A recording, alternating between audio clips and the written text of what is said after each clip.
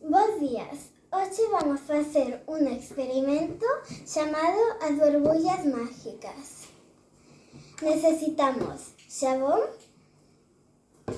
unha goma, pintura se queres, unha toallita húmeda, unha cunca con auga e unha botella partida. E a parte de arriba. Vale, entón,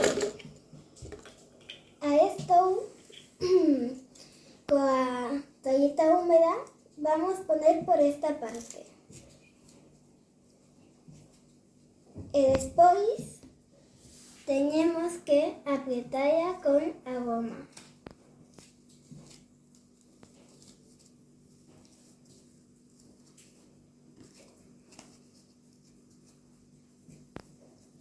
Despois, se queres, botalle pintura ou algo.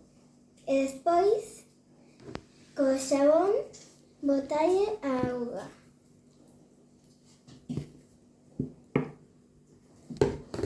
Despois, un poquito máis.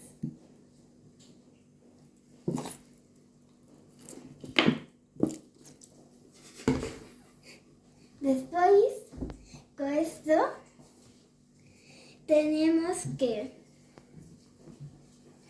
ponerle na auga e devolver un pouco. E despois, poa tapa, soplar. E soplamos.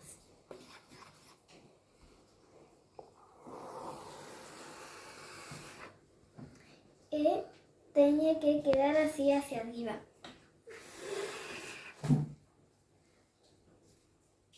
E así é o experimento das burbuxas máxicas.